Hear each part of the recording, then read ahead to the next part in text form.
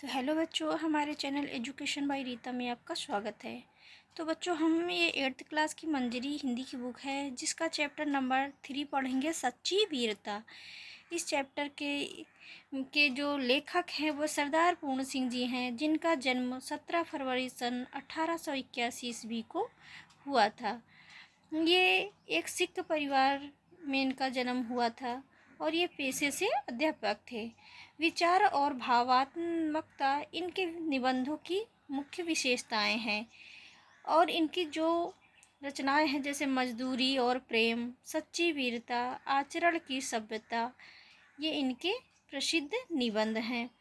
इनका निधन सन 1931 ईस्वी को हो गया था। तो बच्चों, इस चैप्टर के माध्यम से प्रस्तुत पाठ में सच्चे वीर पुरुषों के धैर्य, साहस और स्वाभिमान जैसे गुणों पर प्रकाश डालते हुए बताया गया है कि वीर पुरुष प्रत्येक स्थिति में सच्चाई का साथ देते हैं। तो चलिए चैप्टर को शुरू करते हैं। वीडियो अच्छा लगे तो लाइक करना। सच्चे वीर पुरुष धीर, गंभीर और आज़ाद होते हैं। उनके मन की गंभीरता और शक्ति समुद्र की तरह विशाल और गहरी तथा आकाश की तरह स्थिर और अचल होती है। परंतु जब ये शेर गरजते हैं तब सदियों तक उनकी दहाड़ सुनाई देती रहती है और अन्य सब आवाज़ें बंद हो जाती हैं। एक बार एक बागी गुलाम और एक बादशाह के बीच बातचीत हुई। ये गुलाम कैदी दिल से आज़ाद था। बादशाह ने कहा, मैं तुमको अभी जान से मार डालूँगा, तुम क्या कर सकते हो? तो गुलाम बोला, हाँ, मैं फांसी पर तो चढ़ जाऊँगा, पर तुम्हारा तिरस्कार तब भी कर सकता हूँ। इस गुलाम ने दुनिया के बादशाहों के बल की हद दिखला दी। बस इतने ही जोर और इतनी ही शेखी पर झूठे राजा मारपीट कायर लोगों को डराते हैं, क्योंकि लोग शरीर और अपने जीवन का केंद्र समझते हैं, शरीर को अपने जीवन का केंद्र समझने लगते हैं। इसलिए जहाँ किसी ने इनके शरीर पर जरा जोर से हाथ लगाया, वहीं वे डर के अधमरे हो जाते हैं। केवल शरीर रक्षा की निमित्त ये लोग इन राजाओं की ऊपरी मन से पूजा करते हैं। सच्चे वीर अपने प्रेम के जोर से लोगों के दिलों को सदा के लिए बांध देते हैं। फौज, तोप, बंदूक आदि के बिना वे शहंशाह होते हैं। मंसूर ने अपनी मौज में आकर कहा कि मैं खुदा हूँ।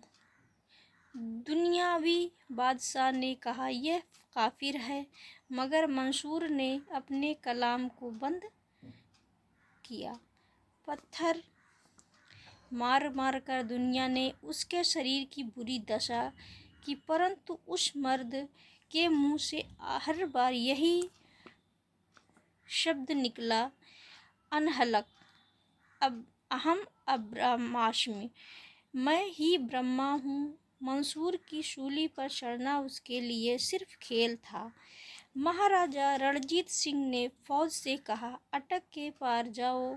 अटक चढ़ी हुई थी और भयंकर लहरें उठी हुई थी। जब फौज ने कुछ उत्साह प्रकट किया तब उस वीर को जोश आया। महाराजा ने अपना घोड़ा दरिया में डाल दिया। कहा जाता है कि अटक सूख गई और सब प्यास उस पार निकल गए। लाखों आदमी मरने मारने को तैयार हो रहे हैं। गोलियां धुआंधार बरस रही हैं। आलपस के पहाड़ों पर फौज ने चढ़ाया। ज्यों ही असंभव समझा, त्यों ही वीर नेपोलियन को जोश आया और उसने कहा, आलपस है ही नहीं। फौज को निश्चय हो गया कि आलपस नहीं है और सब लोग पहाड़ को पार हो गए हैं। एक भेड़ चराने वाली और सत्वगुण में डूबी हुई युवती कन्या के दिल में जोश आते ही फ्रांस कन्या के दिल में जोश आते ही फ्रांस एक शिकस्त से बच गया। वीरता की एक अभिव्यक्ति कई प्रकार से होती है। कभी उसकी अभिव्यक्ति लड़ने मरने में, खून बहाने में, तलवार तोप के सामने जान गंवाने में होती है, तो कभी जीवन के गुण तत्व और सत्य की तलाश में। बुद्ध जैसे राजा विरक्त होकर वीर हो जाते हैं। वीरता एक प्रकार की अंतः प्रेरणा है। वीरता क्या है? एक प्रकार की अंतः प्रेरणा है।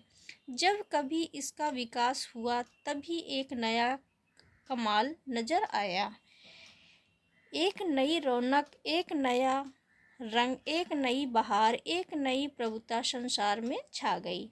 वीरता हमेशा निराली और नई होती है। नयापन भी वीरता का एक खास रंग है।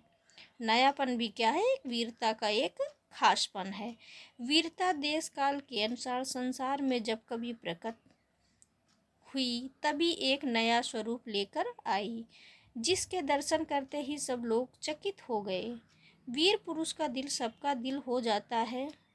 जो वीर पुरुष का दिल होता है वो सबका दिल हो जाता है। उसका मन सबका मन हो जाता है। उसके विचार सबके विचार हो जाते हैं। उसके संकल्प सबके संकल्प हो जाते हैं। उसका बल सबका बल हो जाता है। वह सबका और सबके उसके हो जाते हैं।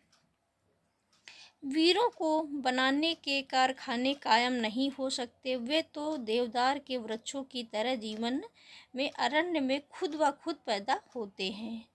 वीरों के बनाने के, कवि कह रहा है कि वीरों को बनाने के कारखाने कायम नहीं हो सकते। वे तो देवदार के वृक्ष की तरह जीवन में खुद व खुद पैदा होकर और खड़े हो जाते हैं, और बिना किसी पानी दिए, बिना किसी के दूध पिलाए, बिना किसी के हाथ लगाए तैयार होते हैं, और दुनिया के मैदान में अचानक ही सामने आकर वे खड़े हो जाते हैं।